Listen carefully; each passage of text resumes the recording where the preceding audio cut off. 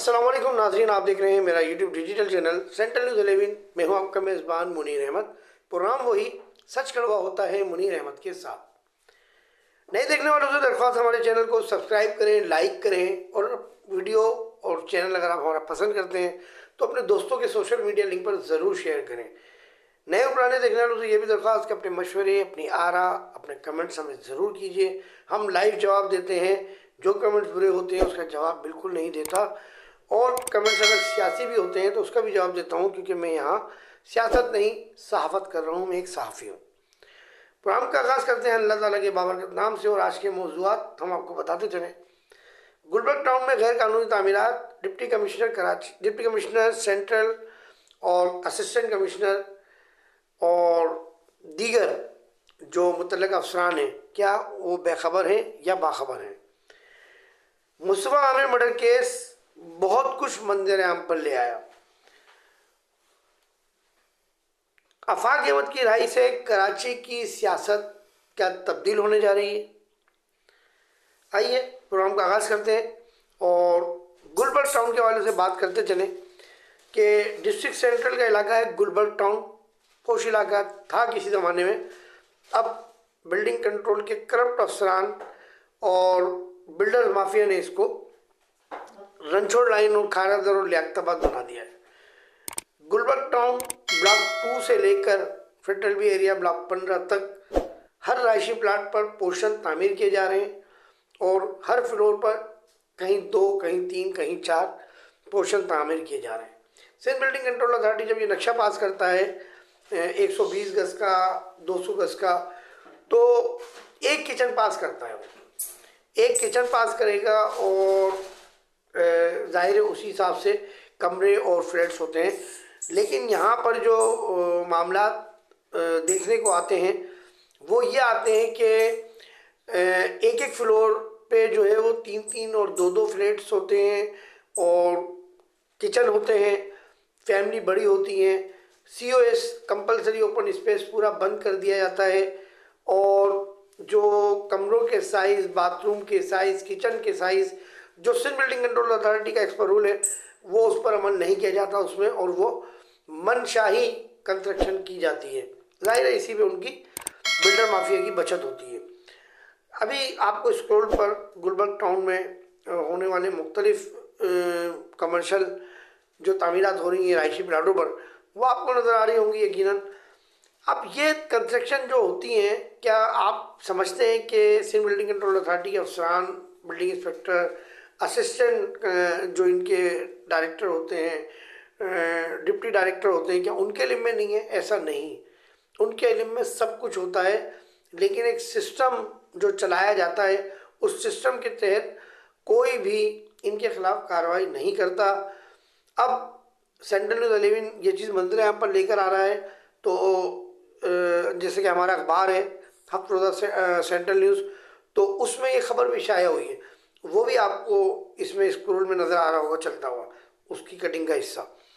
तो अब ज़ाहिर है हम commissioner Karachi, assistant commissioner, deputy commissioner और मुतल्लिक़ अफसरान और सिंध बिल्डिंग कंट्रोल अथॉरिटी को आगाह करेंगे। हम बताएंगे उनको कि यहाँ ये हो रहा है, आपके इल्म में नहीं है, हमारे इल्म में था, हमने आपको आगाह कर दिया। ज़ाहिर कार्रवाइयाँ होंगी इंशाअल्लाह ताला। सेकंड मौजू है हमारा मुस्तफ़ा आमिर मर्डर केस के हवाले से। देखिए, ये केस इब्तिदाई तौर पे तो उस बच्चे का था, मुस्तफ़ा आमिर की जो गुमशुदगी का मामला चल रहा था जनवरी से, और फिर ये ओपन हो गई बात कि वो मर्डर कर दिया गया है। उसका किस तरह हुआ, क्या हुआ, मैं भी बता चुका हूँ, और तकरीबन रोज़ आप मीडिया पर देख रहे होंगे। लेकिन जो मैं यहाँ बात करने जा रहा हूँ, मैंने पहले भी कहा था, कहता हूँ कि मैं यहाँ रिपोर्टिंग नहीं करता, मैं तज्ज़िये पेश करता हूँ अपने तजर्बे, सहाफ़ती तजर्बे के लिहाज से। देखिए, मुस्तफ़ा मर्डर आमिर केस बड़ा अहम केस है, ये मैं आपको बता दूँ।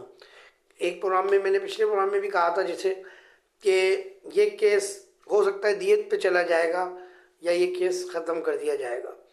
देखिए, मुस्तफ़ा मर्डर आमिर जो केस है, उनके घर वालों को, जो अरमान हैं उनके घर वालों को क्या नहीं पता था कि उनकी औलादें क्या कर रही हैं? मैं इस वक्त मुस्तफ़ा आमिर के हवाले से बात नहीं कर रहा ज़्यादा, क्योंकि ज़ाहिर है उनके वालिदैन वैसे ही एक शौक़ में हैं, उनका बच्चा जा चुका है इस दुनिया से। अल्लाह उसकी मग़फ़िरत फरमाए। मासूम बच्चा था, इतनी उम्र नहीं थी। लेकिन अब हमने क्या करना है, अब हमने आने वाले वक्त में क्या करना है। हम उन माँ बापों से सवाल कर रहा हूँ मैं बैठ के कि अब आप क्या करेंगे, अब आपकी जिम्मेदारी क्या है। देखें, ओ लेवल से लेकर secondary, O level secondary school से लेकर प्राइवेट स्कूल, कॉलेजेस, यूनिवर्सिटियों पे अब हमारे नारकोटिक्स इदारों को चाहिए कि वो यहाँ अपनी इंफॉर्मेशन कलेक्ट करें, सोर्सेज की बुनियाद अंदर अपनी सोर्सेज को भेजें, ठीक है ना। और वो अपनी सोर्सेज की बुनियाद पर इन जगहों पर अपनी नज़र रखें। डिफेंस के हर बंगले में, हर उस बंगले पर नज़र होनी चाहिए जहाँ डांस पार्टियाँ होती हैं, जहाँ सैटरडे नाइट जो है वो बहुत कुछ होता है, उन पर नज़र रखें। क्योंकि ये आम मंशियात नहीं थी, ये आम मंशियात नहीं पकड़ी जा रही है, ये अमेरिकन मंशियात पकड़ी जा रही है। और अब मैं अगर यहाँ एक बात बोलूँ कि बानी एम के एम कहते थे कि बॉर्डरों पर कौन है, बॉर्डरों पर से जो चीज़ स्मगलिंग होके आती है शहर कराची में, तो वो कैसे आती है, क्या वो बॉर्डर पे मौजूद लोगों को नहीं पता होता है। और ऐसा नहीं है, ये पहली बार ऐसा हुआ। ये भी मैं आपको बताता चलूँ कि हाफिज़ आसिम मुन्नी साहब, जनरल जो चीफ ऑफ आर्मी स्टाफ है, इनके आने के बाद पहली बार ऐसा हुआ कि कस्टम के कई अमले को, अफसरान, मुलाजमीन को पोस्टों पे से हटा दिया गया, कस्टम पोस्ट से ख़त्म कर दी गई हैं। बहुत कार्रवाइयाँ हुई हैं, ऐसा नहीं है। लेकिन बात यह है, ये सब मंशियात आती तो सरहदों पे से ही है, शहर कराची के अंदर। बिकना कैसे बिक रही है, कहाँ बिक रही है, वो तो एक बात का प्रोसेस है। पहले तो मसला है आना, सवाल पैदा होता है आ कैसे रही है। तो जाहिर एक अमेरिकन ड्रग्स इतने हाई फाई प्रोफाइल तरीके से इस डीएचए में, पोश इलाकों में कौन कौन इस्तेमाल नहीं कर रहा, आपको सब पता चल गया होगा। आप लोग भी अंदाज़ा लगा रहे होंगे मीडिया पे देख के। शोबिस की शख्सियात हैं, ताजिर कम्युनिटी के लोग हैं इसमें, बच्चे हैं, सियासतदानों के बच्चे हैं इसमें। अब हम नज़र नहीं रखते अपने, हम इतनी मसरूफियत ज़िंदगी गुजार रहे हैं, बड़े हैं हम, क्योंकि ज़ाहिर है हम बहुत पावरफुल लोग हैं, हम शोबिस में बहुत मसरूफ़ हैं, हम कारोबार में बहुत मसरूफ़ हैं, हमारा हाई फाई स्टेटस है। तो ज़ाहिर है हम औलादों को टाइम नहीं दे रहे हैं। जब औलादों को टाइम नहीं मिल रहा तो औलादें हमारी कहाँ जा रही हैं, ये आपके सामने है। मुस्तफ़ा आमिर की क्या उम्र थी, आपने उसकी पिक्चर्स भी देखी होंगी, किस उम्र से वो ड्रग्स कर ले रहा है। अरजमान अरमगान किस उम्र से ड्रग्स ले रहा है, आप ये देखें। तो मैंने इसलिए सवाल उठाया है कि ओ लेवल सेकेंडरी स्कूल से लेकर प्राइवेट कॉलेजेस, यूनिवर्सिटियों में अब नारकोटिक्स के इदारों को मॉनिटरिंग करने की ज़रूरत है। बहुत हालात बहुत ख़राब हैं। और उसके साथ साथ कराची के दीगर इलाकों में भी अब एंटी नारकोटिक्स को अपने काम पर तवज्जो देने की ज़रूरत है। यहाँ हम डीएचए की बात करते हैं, बहुत माजरत के साथ मैं बात कर रहा हूँ कि मंशियात और ये वो। यहाँ आप लियाकताबाद डाकखाने पे चले जाएं, लियाकताबाद डाकखाना चौरंगी पे आपको मंशियात ही मंशियात नज़र आएगी, पीने वाले भी और बेचने वाले भी इन्हीं में बैठे होते हैं, बेचने वाले भी इन्हीं में बैठे होते हैं, पीने वाले तो पी रहे होते हैं, चादरें डाल डाल के बैठे हुए। मुझे हैरत ये होती है कि सामने लियाकताबाद सुपर मार्केट थाना है, डीएसपी ऑफिस है, एसपी ऑफिस है, क्या इनकी मोबाइलें राउंड अबाउट पे नहीं टर्न करती होंगी गाड़ियाँ? क्या ये यहाँ ये लोग बैठे हुए नहीं देखते होंगे पुलिस अफसरान? ये खुला चैलेंज है, ये खुला चैलेंज है इस लियाकताबाद थाने के एसएचओ साहब के लिए, सुपरमार्केट थाने के एसएचओ साहब के लिए, डीएसपी साहब के लिए, एसपी साहब के लिए। मैं डीआईजी ऑपरेशन और एसएसपी सेंट्रल से और आईजी साहब से दरख्वास्त करता हूँ कि वो पूछें या लियाकताबाद में बैठने वाले तमाम अफसरान से कि ये ड्रग्स वाले लोग कैसे बैठे हुए नज़र आते हैं, ये यहाँ से क्यों नहीं हटाए जाते। कई बार मैंने एसएचओ राशि साहब को कॉल करी, बताया, फिर वो ये कहते हैं कि आप चला देते हैं, बहुत बड़ा आपने टारगेट अचीव कर लिया, अरशद शरीफ के बारे में क्यों नहीं लिखते। वो फिर अपनी बातें करते हैं। अब बात ये जो ग्राउंड पर रियलिटी जो चीज़ है वो तो देखो ना आप, वो आप क्यों नहीं ख़त्म कर पा रहे? क्या आप दो पुलिस वाले यहाँ नहीं लगा सकते यार, कुर्सी पे बिठा सकते कि वो यहाँ ड्रग्स वालों को बैठने नहीं दें? आपका स्टेटस ख़राब हो रहा है, लियाकताबाद के लोगों का स्टेटस ख़राब हो रहा है। इलाके के गैर जो लोग आते जाते हैं यहाँ से, किसी भी इलाके से, जब वो यहाँ से जाते आते होंगे ये माहौल देखकर वो क्या असर लेके जाते आते होंगे, लियाकताबाद वालों के लिए क्या असर पड़ता होगा, या आप लोगों के लिए क्या असर लेके जाते होंगे कि यहाँ इंतजामिया नहीं है। अल्लाह नेक हिदायत दे और इस मामले को अल्लाह जल्द से जल्द बेहतर कर दे। आखिरी मौजू पे हम आते हैं। आफाक अहमद साहब की रिहाई हो चुकी है। तमाम कराची के लोगों को मुबारकबाद देता हूँ मैं, क्योंकि उन्होंने कराची के लिए आवाज़ उठाई थी। ना कौमियत की बात की थी उन्होंने, ना उर्दू बोलने वालों के लिए बात की थी। उन्होंने कहा था मेरे शहर के लोग वाटर टैंकर के आगे, डंपर के आगे आके हलाक हो रहे हैं। ये बात थी उनकी। बयान देख लें उनका, यूट्यूब पे जाके देख लें, अखबारात में उठा के देख लें। लेकिन उनको सज़ा दी गई सच बोलने की। क्यों? हालांकि जहाँ उनका घर है आफाक साहब का, लांडी में, पूरा आगे कोरंगी इंडस्ट्रियल एरिया लगता है। यहाँ पर सारे डंपर वंपर हैं, वो चाहे वो सब कुछ कर सकते हैं इस नाम पर, लेकिन उन्होंने कभी नहीं किया। उन्होंने हमेशा सियासत महाजिरों के नाम पे की, उन्होंने हमेशा सियासत कराची के नाम पे की। अच्छा, अब आफाक अहमद साहब की गिरफ्तारी के बाद जो अहले कराची को उनसे मोहब्बत खुलकर सामने आई है, उनकी मोहब्बत, तो वो मैं समझता हूँ लोग देख रहे होंगे। जो यूट्यूबर्स थे जो बानी एमकेएम के बारे में प्रोग्राम बहुत करते थे, और वो बानी एमकेएम के बारे में ही प्रोग्राम करते थे, ज़्यादा कुछ करते ही नहीं थे। मैंने तो उनको भी देखा कि वो भी माशाल्लाह आफाक साहब की वीडियो बनाने और कवरेज करने पहुंच गए और प्रोग्राम करना शुरू कर दिए।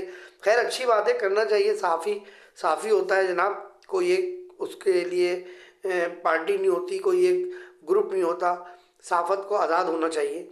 तो आफाक अहमद साहब रहा हो चुके हैं। बात ये हो रही थी, उन्होंने पहली प्रेस कॉन्फ्रेंस की, लेकिन वो प्रेस कॉन्फ्रेंस नहीं थी। उन्होंने क्लियर कहा कि जब मैं आ रहा था तो मुझे ख़वातीन मिली और उन्होंने कहा कि हमारे घरों पे 5 दिन से ना पानी है ना बिजली है।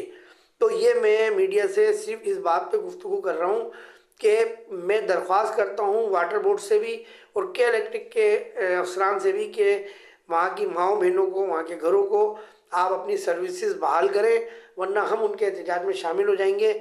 मैंने बात सिर्फ इतनी ही करनी थी, क्योंकि मैं उनसे कमिटमेंट करके आया था कि मैं यहाँ से जाऊँगा तो मैं आपकी बात ज़रूर आगे पहुँचाऊँगा, और मैं आप मीडिया के भाइयों के ज़रिए बात आगे पहुँचा रहा हूँ।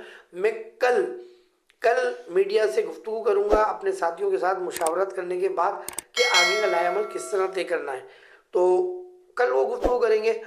लेकिन अब बात यह है कि अब आफाक साहब कराची में जो महाजिर कम्युनिटी है खुसूसी तौर पे, वो अब आफाक साहब के साथ जुड़ रही है। ये हम 4 से 5 दिन से मैं कंटिन्यू उसको देख रहा हूँ।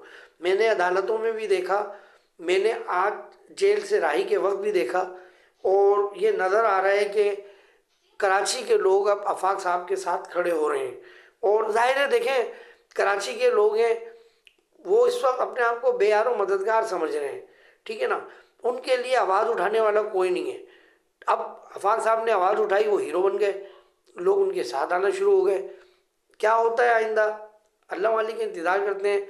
हम तो यही दुआ करते हैं पाकिस्तान के लिए, जो भी हो अल्लाह बेहतर करे, और कुरान का एहतराम करते हैं, दुआ करते हैं पाकिस्तान ताकि क़यामत सलामत रहे। पाकिस्तान के तमाम इदारे, फौज, रेंजर्स, पुलिस, एयरफोर्स, नेवी, तमाम इदारों के अफसरान, मुलाजमीन को अल्लाह अपनी अमान में रखे, जवानों को अपनी अमान में रखे, उनकी हिफाजत फरमाए, हम सब की अल्लाह हिफाजत फरमाए। कैमरामैन अरज अब्बासी के साथ सेंट्रल न्यूज़ 11 से मुनीर अहमद को इजाज़त दीजिए। अस्सलाम वालेकुम रहमतुल्लाहि व बरकातहू।